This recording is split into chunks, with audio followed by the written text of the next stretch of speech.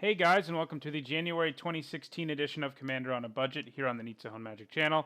This is a monthly series I do where I talk about a certain commander. I try to do obscure ones or really new ones usually. This month is more of an obscure one. And I do these sorts of commander decks on very low budgets. This one costs less than 15 tickets, for example, if you build it on Magic Online. Before I get started talking about the deck, I just want to mention, as I always do now, that my videos are also being posted on paperchampion.net, a great Magic the Gathering site.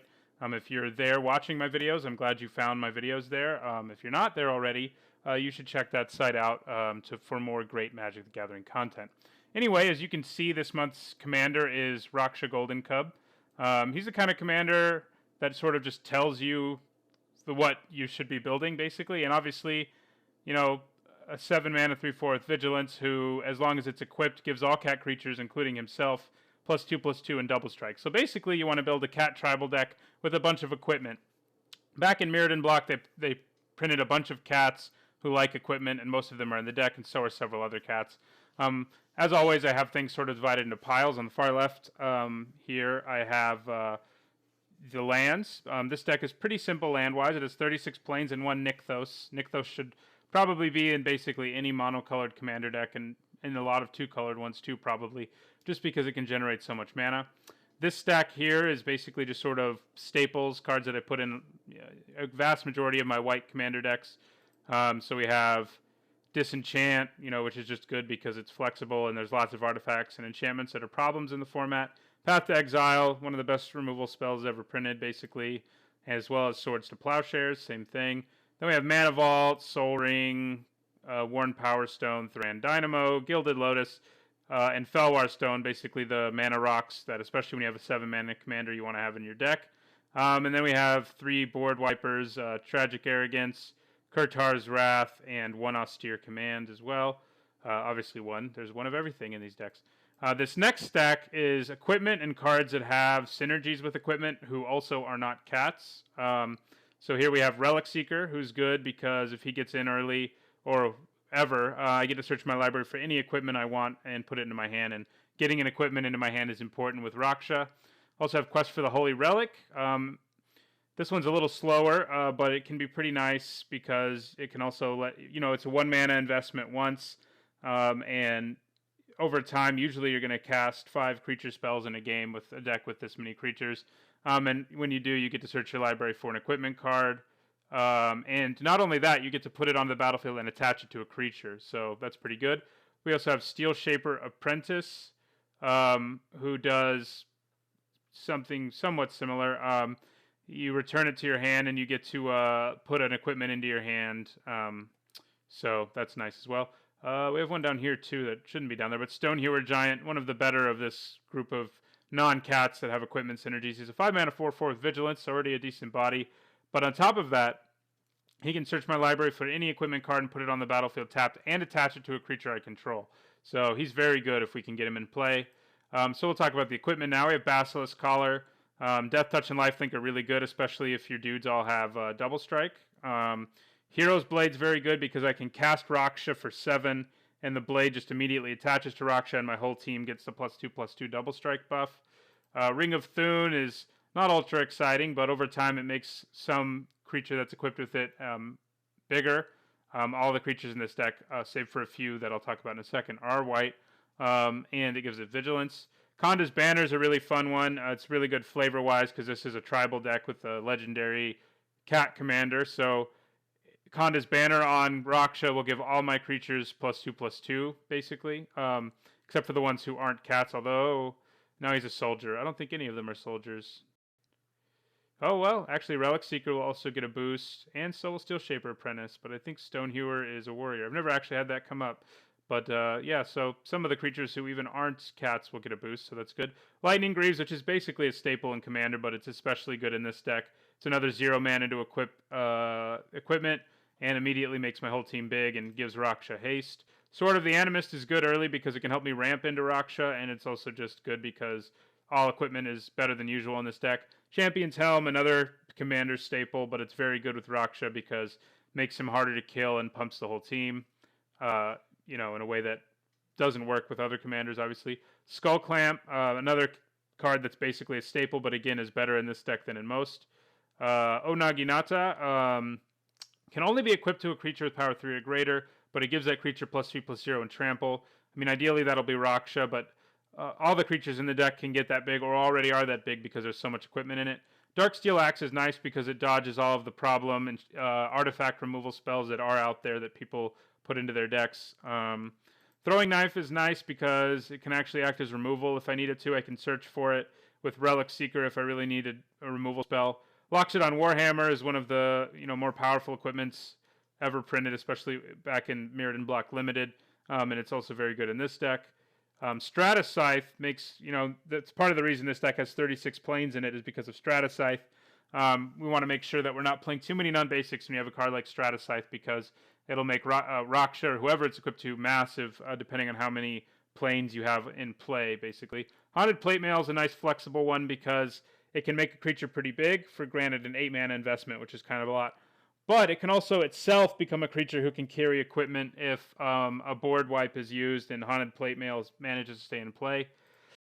General's Kabuto, another card that works very well with Raksha because it makes him very difficult to kill with all but non-damaging board sweepers. And Argentum Armor is kind of the ideal equipment for us to search for with our ways to cheat equipment into play because we can get it and equip it to Raksha or whoever else, which should normally cost 12 mana for 1 or 2 mana, depending on how we got it into play.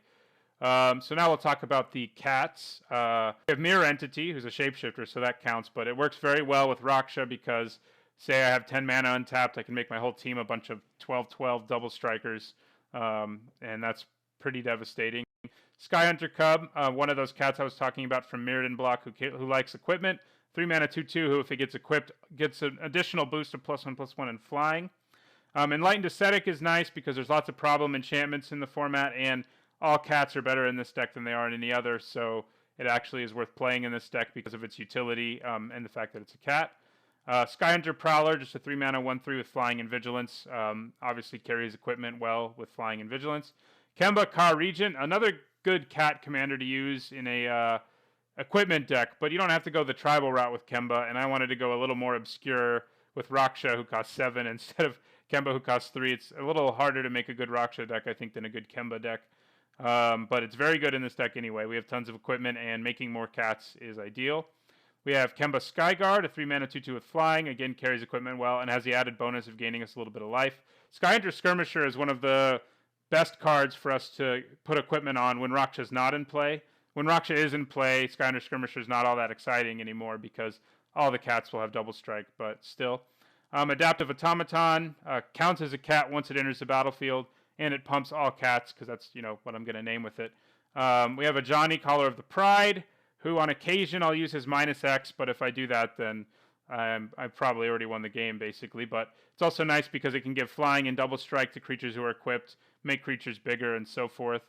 Set's Tiger is another good sort of utility cat because it's a 4 mana 3/3 with flash, which is already pretty solid. But on top of that, if you're playing against a monocolored commander deck and they're alpha striking at you and they think you're dead, even if they're not monocolored, even if most of their creatures are one color or whatever, you can play Set's Tiger, give yourself protection from that color, survive, and then just kill them on the swing back with your guys. It's also good against burn decks because they may try to burn you out for a massive amount of damage, and it saves you from that. Brass Herald, kind of like Adaptive Automaton, except it's technically not a cat even when it enters the battlefield, but it gives all cats, because that's what I'll choose, +1/+1, and it can usually draw me at least one card when I play it because it lets me look at the top 4 cards in my library and put all creatures of the chosen type into my hand. Sunspear Shikari, another cat who likes equipment, 2 mana 2/2 that gets first strike and lifelink when it's equipped.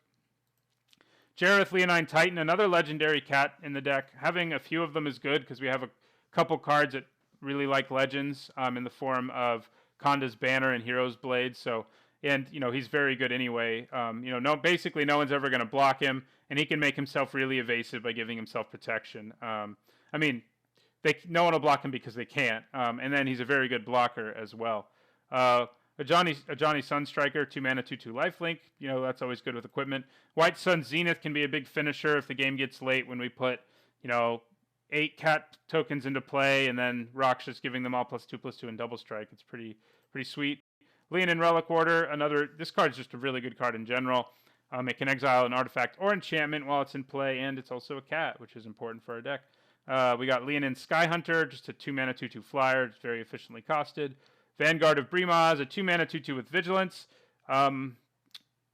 Unfortunately, I don't think there's any way really in the deck to take advantage of his heroic. I guess there might be a strange situation where my opponent is using removal, and I can like path to exile my own guy in response to get a cat into play that will somehow win me the game on the next turn. But so far, I've never actually activated the heroic. But a 2-mana 2/2 with Vigilance isn't bad for equipment. Shared Triumph gives creatures of the chosen type +1/+1. So we'll be naming cat, obviously. We got Oresco's Sun Guide, another one who gains us life, and it's a 2-mana 2/2. Lost Liannan is one that can sometimes just win the game on his own. If you get him out late, stack a bunch of equipment onto him, your opponent's usually in a pretty big amount of trouble because of the infect. Liannan Denguard, another cat who likes equipment. This one gets +1/+1 in Vigilance when it's equipped. Jazal Goldmane, 4-mana 4/4 for a striker, already great for putting equipment on. And then on top of that, the bigger your team is, the bigger you can make them every time you attack if you pay 5 mana every time. And obviously, if they already have double strike, that can be pretty devastating. Door of Destiny is another card that's just good in any tribal commander deck. You choose a creature type, which will choose cats. Whenever a spell is cast of that type, you get a charge counter on Door of Destinies, and then it lasts for the whole game until Door of Destinies is destroyed, and eventually your creatures are massive. The great thing about it is even if the opponent like wipes your board somehow, whatever cat you manage to stick on the battlefield after that will be like, +5/+5 or whatever, and that makes Door of Destinies pretty good. A Johnny's Pridemate, you may have noticed we have a lot of life gain in the deck, so a 2-mana 2/2 who gets bigger every time I gain life, doesn't hurt at all. Felidar Cub, another good cat because it can actually just interact with the board in addition to just being a cat. Healer of the Pride, another life gain source, and another cat. That's a 4-mana 2/3. Liannan Abunis has good synergy with the deck because it gives all my artifacts hexproof. Obviously, the Abunis can die, but some things you can do are like put Lightning Greaves on Liannan Abunis, and then barring board sweepers, your opponent has a very hard time dealing with your equipment. Liannan Battle Mage, a 4-mana 2/3, who every time I cast a spell untaps, so it can be used sort of as a surprise thing, which I don't have that many instances, but it does happen on occasion. But it can also just be used to pump a guy bigger and bigger so he can swing more safely. And finally, Tajnar Swordsmith, another cat who likes equipment, and this one searches your library. If you pay X, it's basically a kicker cost of X. If you pay it, you get to search your library for a equipment with that converted mana cost and put it onto the battlefield. So in the late game, it's very good because I can search for whatever equipment I want to, basically. Argentum Armor is the only one that costs more than 4, I think. So, yeah. So that is this deck. It can have some pretty explosive games. There are some games, where I can ramp out Raksha on like turn 5, and I have 3 cats in play, and I just equip Raksha, and the opponent's basically done with. Raksha can win really easily with commander damage too if the opponent's not careful, because double strike quickly accelerates that. And as I noted at the beginning, but I'll say it again, Raksha gives himself double strike and +2/+2. It's not other cats, but cats including Raksha if he is equipped. Anyway, that's this month's deck. I will play 3 games with it now. I hope you enjoyed it. Let me know what you think of the deck in the comments, and don't forget to like and subscribe.